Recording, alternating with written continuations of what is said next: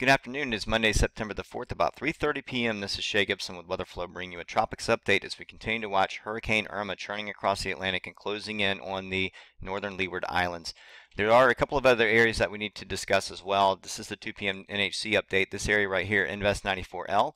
We also have this area here, which is back on the table. It was taken off a few days ago due to upper shear and dry slotting, but now we're seeing a little bit of a moisture convergence at the surface. We're waiting for a low-level circulation to develop in this area. It's going to be slow and gradual, if at all. It does not look like it's going to develop into very much, but it definitely merits watching, as we could see some tropical development out of this system over the next few days. It's not giving a very long life cycle once it does develop. If it becomes a depression, I don't think it's going to get too much further than that, if it at all. We are also watching this area right here. This is Invest 94L. And we're seeing a little bit of convection trying to wrap around the center, but it's not successful yet.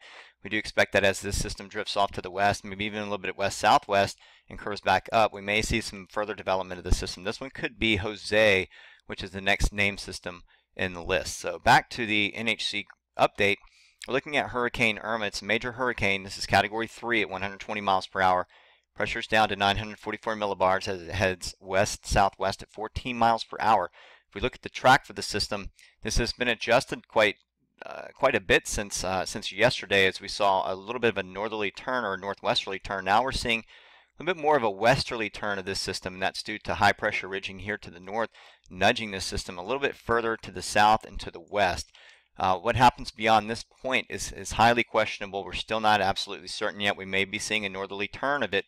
We just don't know yet. And we are watching model runs daily, the Euro, the GFS, you name it, all of them, to see what kind of guidance we can get beyond Saturday. For right now, the NHC does keep the cone of uncertainty rather wide over this. Anywhere from northern Jamaica all the way up to central to northern Bahamas is going to be basically projected as an area of possibility for the system. So for right now, we can pretty much guarantee through Thursday it's going to be probably taking this track right here, which puts Puerto Rico and parts of Hispaniola basically into the risk zone. In fact, the hurricane watches have gone up for Puerto Rico. Hurricane warnings are definitely up for the northern Lesser Antilles. It does look like this is going to be an imminent hit over those islands, so I hope that they have their plans ready, evacuation process. This is going to be a major hurricane. It could be a Category 4 by the time it hits those islands. So if we look at the winds for tropical storm force winds, if we look at probabilities, it's almost imminent that they will definitely see tropical storm force winds. But the wind field, we do expect, if the system intensifies to a Category 4 or even Category 5 at this point over here, that this wind field could be expanded to include more islands down below it. So just because the center is to the north doesn't mean you won't be getting tropical storm force winds as far down as the southern Leeward Islands. So we'll have to really watch the wind field and see how wide it increases over time. If we look at, let's go back to this, go to hurricane wind speed probabilities. You have a thinner wind field, which again I say this could be expanded a little bit wider around the core of the system to include all of the hurricane force winds. So again, we may have some more of these islands to the south, maybe even Puerto Rico, falling into a higher percentage of risk of getting hurricane force winds. In fact, those percentages are going up now for Puerto Rico. We do expect that the hurricane watches will continue to populate across Hispaniola and even parts of Cuba in time. The Bahamas, all these are at risk for direct impacts from this system. So if you live in these areas, you should have a plan now, possibly even think about evacuating. It does look like this track, at least for the next few days, is going to be fairly solid. I don't see much change in that. If we look at the actual imagery for Irma, we can see a fairly well pronounced eye right now. We are heading into the nighttime or the nocturnal phase here in just a few hours, so we may see that eye close up again. It's been fluctuating. We've been seeing some opening and closing of the eye, a little bit of dry air entrainment, but it looks like it's dispelled or precipitated some of that drier air out. It does have very healthy outflow, symmetrically speaking. We have good divergence aloft. We have a healthy mid-level low, and we have a healthy surface low, all right on top of each other. There's no real upper shear that is expected to have any hampering effects of the system, and it's moving over warm sea surface temperatures up to about 86 degrees. So it's in a very ripe environment. It has every tool it needs to grow into a Category 4 or Category 5 system. Hurricane recon is in right now. We do see that the readings from the NHC latest update at 944 millibars is consistent with what they're finding in the center, and they are in right now. They're going to be flying frequent patterns into the system as the next days go on. I don't think that they're going to stop. We probably will see 24/7 coverage from the Hurricane Recon unit, since the United States may be at risk for this system or parts of it. So here's our track again using the Datascope Storm Track Viewer, and we can see the track moving right across over towards Cuba. The winds right now, we're seeing just a few readings right here, the West Atlantic buoy. These are never exact because of the wave heights. In fact, we can take a look at swell heights and see what's going on, and we see swell heights up to 10 feet. This is along the southern portion of the system. Looks like the waves are starting to go back down again. We do suspect that the wave heights for some of these other buoys in the days to come will start to increase. We'll probably see some of that swell arrive along the southeast coast and Florida coast, and even some of these islands well ahead of it, directly ahead of it. But the southeast region, we may see some of the waves start to come from the system as early as tomorrow or even Wednesday. So we're looking at increasing swell as the system heads down to the south, which puts the southeast in what I call the southeast window for swell, where you get this long period, or basically a high swell, long period fetch from this direction. So we'll start to see things increasing there. Let's take a look at modeling as far as where the system may go beyond Saturday. This is where things get really tricky, and we have to be careful not to bleed just a single model run on this. But the Euro from today basically brings this across the islands. It's been rather bullish on this. It's been holding this pattern for some time now. The main thing is how far west will it go? So the Euro now is thinking that it pushes it further west than anticipated before. A lot of that has to do with this ridge right here.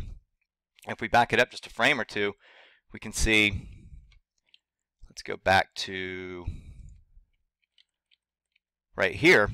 We can see that the ridge that is pressing the system further west, you can see it nosing in right here, and this is what is keeping that easterly push at the surface on the system, which is keeping it going to the west. Now in time, we see that start to relax just a little bit as it gets over towards Cuba. We see that ridge relax, but there's also another factor going on up here across the United States, with a trough and a basically a pinched off upper low, possibly, or an extended trough down into this area that starts to lift this system to the north.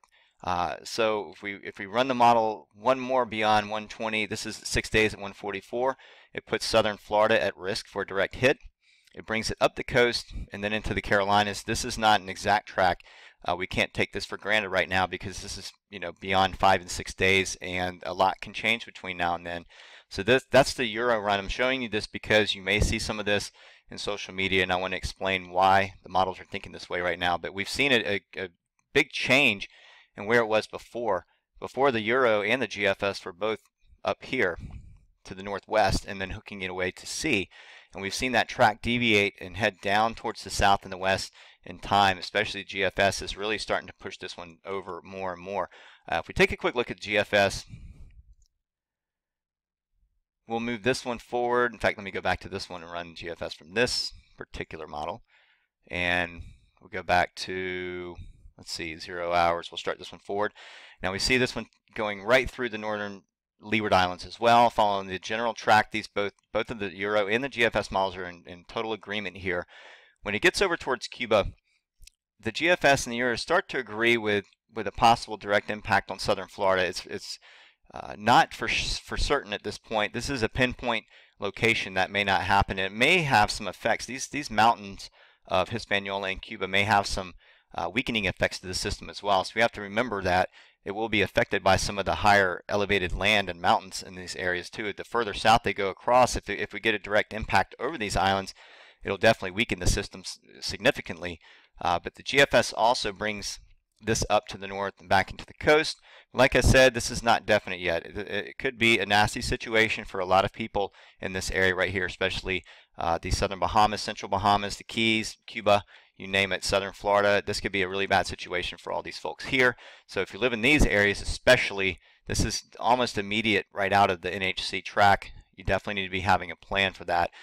Anybody else along the southeast coast definitely should have a plan already. If you don't, it's always good to have a plan in place to evacuate or to exit, or to have your hurricane supplies in order. So why is it doing this northerly turn? If we take a look at the GFS, we see that as we go into time, we see this large trough. We've been talking about this since the last forecast, this large upper trough dipping down across the United States. And the timing of this with the system approaching is going to be key. You see the trough dipping down across the eastern U.S. along the seaboard. Here comes the system to the south across the Bahamas. The trough is basically lifting to the north, but we may have some residual lifting, maybe some surface convergence or some sort of lifting mechanism that sort of trails down here. If we get a little cut off upper low, we may have a little bit of more of a southerly train that goes up that might be able to pull this system away. In fact, here's the GFS.